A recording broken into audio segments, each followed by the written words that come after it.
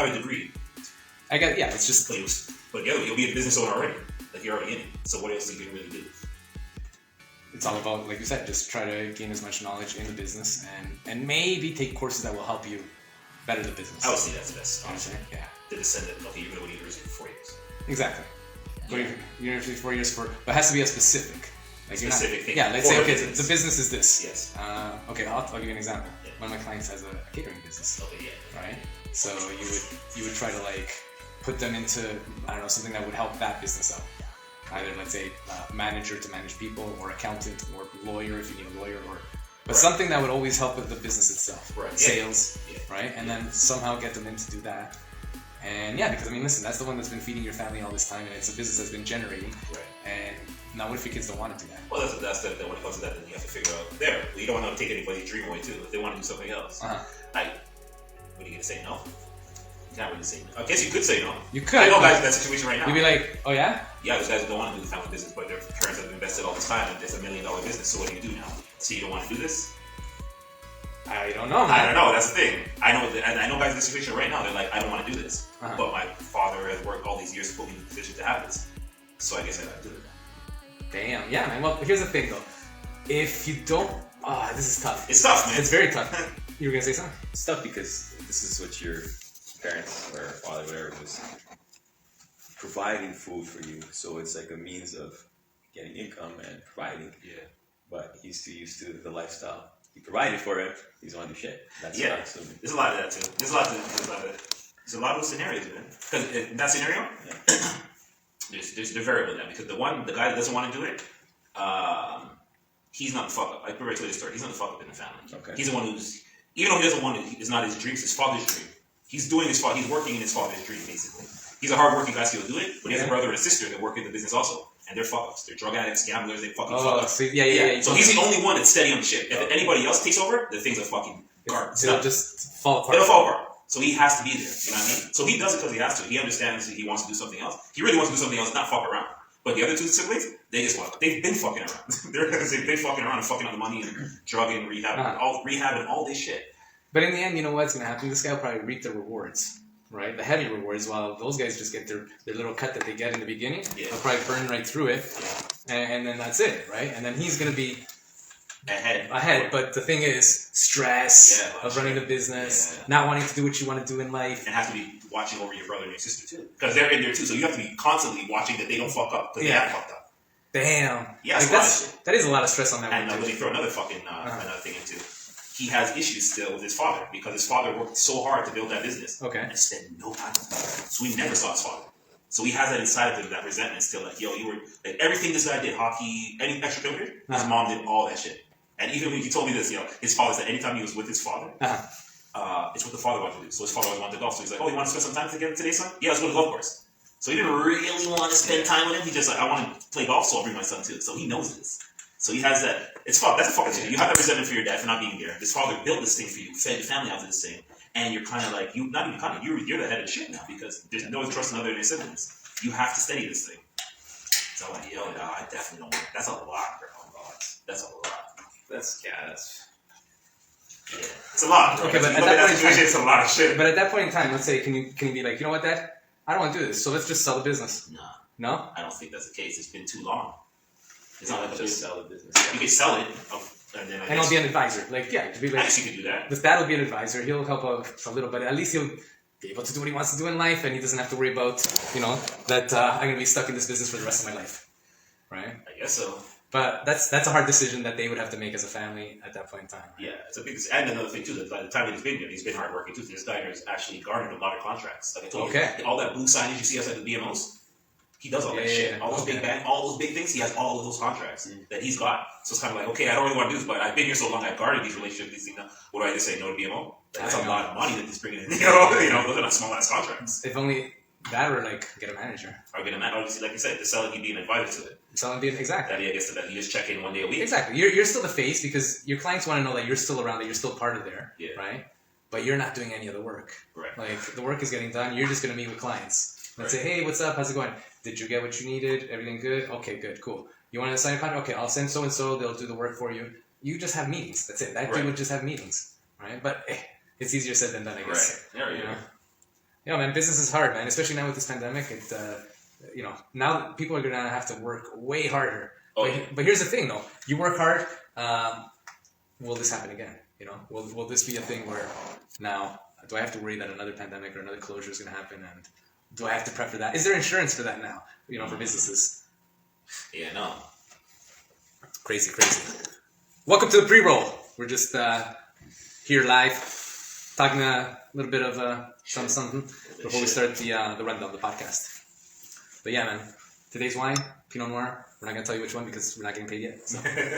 It's a good choice. I didn't even see it's from Vintage Pipes. That's why I think you're bringing out the big shit. This is you're using the knowledge to fund. So when you go to the LCBO, we're not even getting paid for them either. We're going to the liquor store. The liquor store, exactly. Yeah, the liquor store. Are you spending more time than you usually do? I am. I'm like shopping. Like I'm not just I gotta go grab some beer. Right. I just grab a bottle of wine and just grab what you know. Right. Or grab something that'll fuck you up. Right. Now it's like I go in there. I take my time. I'm like, okay, what do I want? What type of wine do I want? Yeah. Do I want a Pinot Noir? Do I want a Chardonnay? So now it's like about what selection do I want, and I'll go look for it. And then it's a little bit more interesting. Yeah, it is more interesting now. But the liquor store at Weston Road in 401, they, like we were talking earlier, they got a way better selection, and I like going in that because it's like, when we were doing the wine course, I had to ask like the people working there. Right, now you don't have to do that shit. Yeah, and they would tell me here, this is the one. And I'd start talking to them about the wines, right? Some of them knew, some of them didn't, but I love that I now know a little bit more. No, it's better. Yeah, cause I'm starting to notice things now. Before, I didn't know shit. I didn't know fuck all, like nothing. Now I go in there and there's names like all those, like I remember in the course, the teacher was saying, if you see anything from Mercury, that appellation, make sure you, if you have money, grab the bottle. So I started to see, now I'm noticing things, like I saw a bottle of wine from Mercury. Okay. I'm like, look at that, $63 a bottle. I'm like, fuck. It's a lot of money, but it's one of those rare regions. Not a lot of people know about the qualities there. If you have the money, it's something worth having to put away in your cellar. So it's interesting. I spend a lot more time. I'll go in there and grab what I have to grab, and then I'll see something. Let me spend a little time here, especially the vintages. The vintages you can go fucking crazy. Vintages you can go real crazy. Easily, man. Yeah. Put it in your freezer. Yeah, I just put it in the wine fridge. If I have now that I have the knowledge, like I went to do a delivery this week. And this guy told me about a wine from Spain. I don't know if you've seen this bottle. It's a very distinct bottle. It looks like stone on the outside, and it has like it's inside of a net, and it has like a conquistador on the cover. Have you ever seen it? I've seen it in passing. I don't remember, no. If you ever see this bottle of wine, this guy told me for sure grab it. It's worth the money. It's $31, but it's very unique. Now that I stopped and looked at it, it's a very nice bottle. Like the outside, the texture, it's like rock. The whole bottle, they put like a gold, like a yellowish net. So what do you do with the bottle after? I don't know if you can keep it, man. It's a Grenache. It's 100% Grenache. Oh, okay. From Spain. So I said, all right, next time I'm looking if it's there, I'll remember it. Because the guy said, if you're looking for a bottle of wine from Spain, trust me, you can't go wrong with that. I'll look for it at the liquor store. Okay, it's in the vintage. I think it's $31. Okay. Throw that in the fridge for That's a it. special occasion. Exactly. Yeah. So I don't know if you guys went to a grocery store lately. There's nothing there. Yo, I went in there. I was like, what's happening to the groceries? Certain things. Certain things. Well, at one point they didn't have bananas. They didn't have avocados. At certain stores do, correct. Yeah. I'm like, due to what was it? I can't remember. Metro had I think it leaks around, but there was a warehouse shortage. Strike, sorry. That's right. Oh, which caused bound for all the production lines to short certain stuff. But yeah, I found the avocados. That's why I was like, what the fuck? All these like just the singles, $11 for avocados. I saw. No way. Yo, no really? Way. Yeah, I went to Costco yesterday. Oh, that's where we get 50 of them. I think I wish it was 50. I looked at that shit. I said, no avocados this week, dog. $10.99, and it's 2, 4, 6 avocados for $11. No way. So what does that break down to? I'm retarded. Say again. 6 for 12. 2, 4, 6 avocados for $11. Not even $11. Never. Tax. I was like $12. Thank you. It's almost $6 with tax. $6. No, the fuck, $2. So $2 for an avocado. Wait, that's pretty insane. And those are the small ones. No, but the retarded big ones. But still, it's Costco. You don't know everything is Costco. No, that's about right. You think it's right? Because it's the bigger one, not the small. Yeah, no, not the small. That's the Hass avocado. Yes, yeah. That's what about Hass? Hass, Hass. Okay, I didn't know that. So, yeah. So they have the singles that roughly go from $2. Now it's like $3.69, but like that size singles. Right. So you could buy 2 for $5. So yeah, I think you get $11. Yeah, I guess. Yeah, because that's the grocery store, so it's like talked to the wife and said, okay, let's go to Costco and see what's there. Don't go too crazy. I always go, when I go to Costco, I go crazy anyway. I know exactly what I'm going for. I need kimchi, I need eggs, egg whites, I need spinach. Kimchi? I love kimchi, dog. What is that? It's like I want to say Oriental cabbage. Yeah. Like sauerkraut, Asian style. And it's a fermented fruit, so it's a good like natural probiotic. Yeah, it's fruit. So it's cabbage, peppers, everything's mixed up in there. Exactly. You buy it like that? You buy it already prepared. It comes in a big vat. Okay. Yeah. And when you open it, dog, you smell that fermentation. It reeks. It has an off smell, but it's so good. Like I like to put it with like red meat. Okay. Any type of red meats. Yeah. With the kimchi, it goes with it. Tastes well. That spice and that. And what wine would you have with that? I would go for either a Sauvignon, okay, California Cab, like the one your brother brought, one like that, or an Argentina Malbec. Okay. Yeah, those two I got with that. There's this other guy I've seen online that does the same thing you want to do. Yeah. But in Spanish. Oh, for real? And he's in Argentina. Oh, so he's in Argentina and he has the wine and he talks about the wine in Spanish. And yeah. I'm like, oh, that's pretty interesting. What's the guy's name? You know what? I'll look it up. I think I saved it. I'll send it your way. All right, cool. Yeah, man. Even if you throw him a link. Yeah, I said, yo, man, I like what you're doing. I realize what easy is. Me in my mind, I'm like, who's going to communicate with somebody through direct message on Instagram? Like, yeah, everybody. I'm the only one who's still like, I feel like weird. Like, even when I reached out this week to a couple of Somalis and stuff like that for, jobs or anything like that, asking for any assistance if they need anything like that, I was still hesitant. Like, this is not going to work. And as soon as I sent out the message, bro, right away that lady got back to me. It was instant. Who the fuck? We're living in a world where now everything is rapid, man. You think it, you type it, it happens. It happens. So, through Instagram. Yeah, I just contacted her through Instagram, through direct message. I think that I listen to other people, they're getting in contact with other people, and that's what they're using. Whether they're most of the people that listen to wine podcasts, where they're getting these interviews with these people that are working in the vineyard or working any part of the wine industry. Yeah. I just direct message a person, and they said, all right, I love your podcast, I'll come in. Simple as that. Most of the guy I listen to this guy called the Black Wine Guy. That's pretty much every time he has an interview. How do we connect? I sent a direct message. I said, I already listened to you. I was waiting for you to fucking find a way to get on your show. Boom, it's all organic just like that. The fucking message. And you're getting on your show. And these guys are getting on shows like that. So when I reached out to the Somali, I'm like, why am I not doing this more often? Just talk to these people. That's it, man. That's it. If they don't respond, I understand. You're busy, you don't give a fuck. Exactly. Easy as that. It's better than me going to travel to do that too. But there you go. Everything's on your fingertips. Man. Yeah, man. Nowadays, you got to take advantage of the technology, man. Like, look, my cousin's online sending me a message right here. Oh, for real? What's up, Jaime? Shout out to you for watching the single viewer. But anyway, yeah, man. So it's like right now we're in that era of where you can communicate with anybody. Listen, you can send J-Lo a message. Yeah. Not that J-Lo's gonna look at it or respond. Yeah. But you can send her a message. You're right. You know. Sure. You can send it. The message one of her teams will look at it. Her personal one. One of her personal. And the chances are like obviously let's say with her, right? It'll be like, okay, you deal with like regular people. You know, anything that comes regular, cipher. Anything important, let me know. Yeah. You know? Yeah, because how many messages with like a star guy? Let's say J-Lo. How many messages a day would she get? 100,000 a day, I'd say. A couple 100,000 a day. I don't think a million people are sending her all of that. Well, based on email, Instagram, Twitter, whatever. No, I'm sure. But some don't have it. Not a million, but maybe hundreds of thousands. Hundreds of thousands. They like it's just like they could send open up receive. Yeah, you're not gonna get a response, just so you know. Oh, yeah. You can post, but you can post, but then they'll have the ones where, let's say, the stars connect. You know, it's like if J-Lo wants to give Ben Affleck her Instagram, it's not the same Instagram that everyone has. You know, right? They're not the same network we're on. Exactly. You think her thing is J-Lo hot? I know. 75, whatever. No, hers is fucking undercover or whatever. If that's what you know. Hers is probably like Jennifer. You know, I should put her full name. Jennifer Wolf. They got engaged again. I saw today. Really? Is this guy actually gonna get married this time too? Nah. Yes. Yeah. I guess second time around, it's like, yo, you're older now. You might as well just do this shit. You know what? I guess it was the love that got away for both of them. You know, everyone else fucked her over. Right. He got fucked up too. He fucked himself up. Yeah, he did. He fucked him up. You're right. Absolutely. Gambling, prostitutes, drinking. He did that too. But that's it. He was at that stage of his life. I'm pretty sure that Ben Affleck, there might be a little bit of leftover, but it's not 100% now. You can't be that at this. What is he now? I don't know how old the dude is, but if you're doing that type of lifestyle now, we know that ends those old guys. You're gonna end up like some coked out somewhere in a fucking dumpster dead, you know? For sure, man. Yeah. It's not a long time. You do coke on the weekends, you know what I mean? He's not doing it and all that other shit you're doing. Heavy gambling. He just saves that for Saturday nights. And that's it. Alright, Saturday night now, he's probably, if he got engaged to J-Lo, he's probably fucking under wraps. He's on the couch watching a movie, dog. Yeah, but this is crazy. This guy, Ben Affleck, apparently he's also, everyone suffers through anxiety and depression, I guess. Yeah. But let's say he is, right? Right. And when he was going out with this other chick, the James Bond girl, one of the James Bond girls, the movie series said that you don't bring Ben Affleck because he was fat. So at that point he gained weight. Wow. And they didn't really want to have him be seen with her at the movie premieres of the James Bond. Yeah, so they broke up, right? You had to.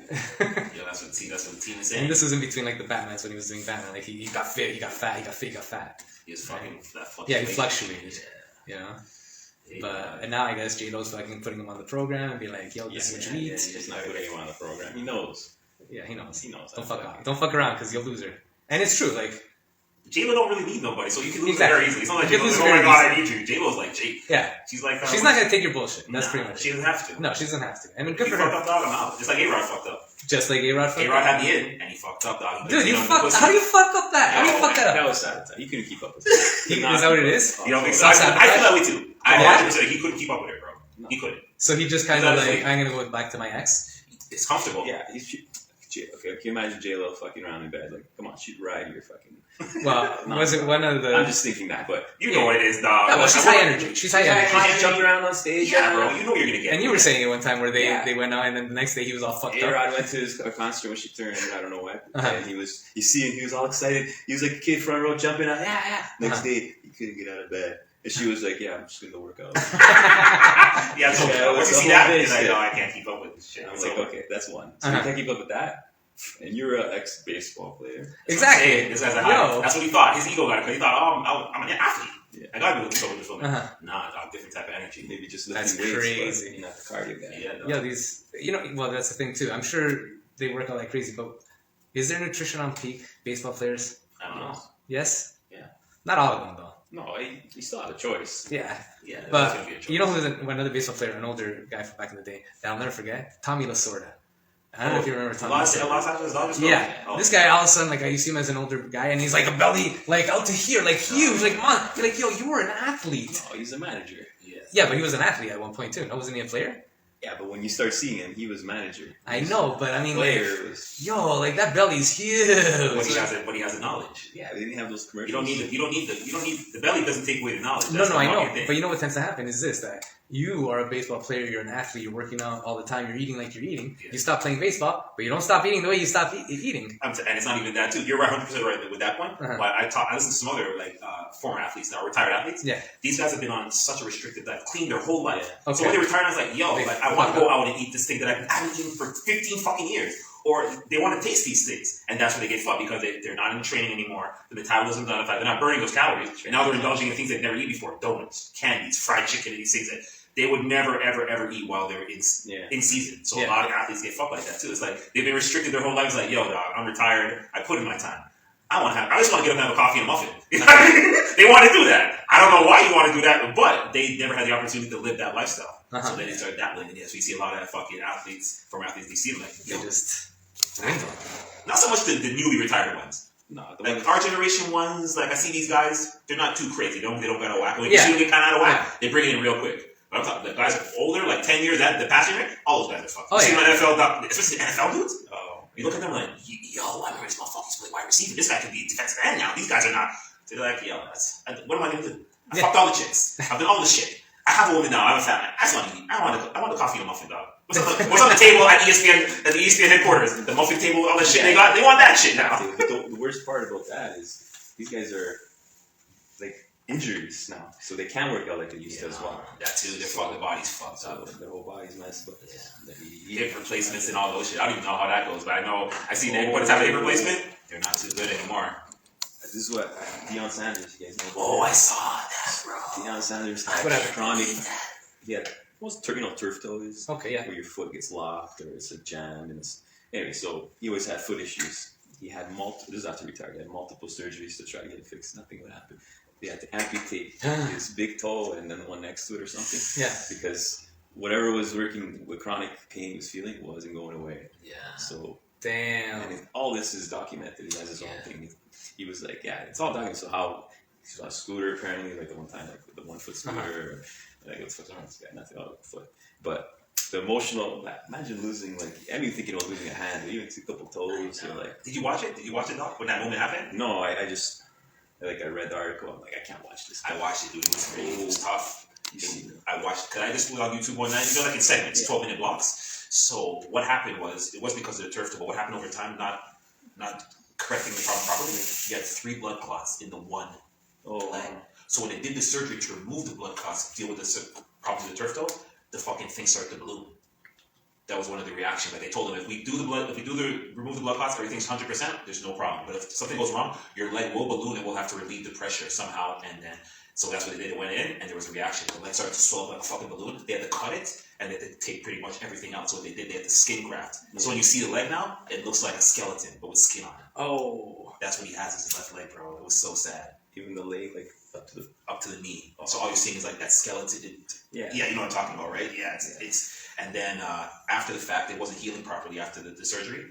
Then they showed. I don't know why I watched. I shouldn't have watched it.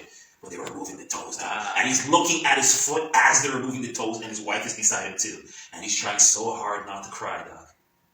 All he's saying is God is good, God is great. He's just repeating it over and over again, and then just removing the fucking toe, and he's looking right at the shit, like he wanted to see the shit. Yeah, you can't feel it, but yo, he's a savage, man. He's a savage. I would do the same, man. Yeah, you gotta see because it's part of your life. It's like something of you is leaving you.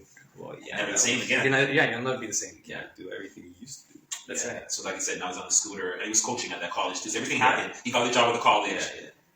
You know, he just got the head coaching job, maybe second year or first year. He just got the position. So they're documenting that journey of him being the coach at an all-black college, I think it's an all-black university. And then all this shit happened while he was filming that. So they just, hey man, keep the camera rolling. Keep rolling, Crazy. Bro, it wasn't easy. I don't like to see them things, yo. Like I know. It's tough. It is tough, man. Yeah, man. You know, another one, I think I'm not as extreme as that. Definitely not as extreme as that. It was intense, yo. You're watching those things with a couple of fucking hits on the pipe, too. I just wanted to watch comedians make fun of people and shit. That's what I was looking for. Somebody to make fun of Will Smith and I see fucking Deion Sanders fucking removing his toes now. It's fucked up. Another guy that gained weight, and I think I mentioned this one before, and I think you know him too. You must know. Flex Wheeler. I remember Flex. Yeah, we talked about it. We did talk about it. Yeah, he's a cripple. He's fucked up. He's all fucked up, and he's like fat, and like this guy used to have the best back in the world. Like his back looked like snakes. Crazy. It was injuries, like you said. Man. He can't even train to get rid of. Dude, I remember I used to idolize that guy. I was like, Flex. Like he was like the look. I would never be able to get that look, but I wanted that look. Yeah, you're not doing steroids, bro. No, I don't do steroids. But steroids is the problem too. That's when those guys are in that boat. But you see how skewed view was put on people. Oh, huge. Like, yeah, look at these guys. They got the best life. They're fucking living life. They're living life on roids. For it looks like not only like it seems like these guys for sure they're like living fucking gods, man. You look at these are fucking like godly beings. These guys are bodies of like it's crazy. Rundown. And now like, you look at these guys and it's like fuck, it definitely wasn't worth it because they definitely didn't get paid enough.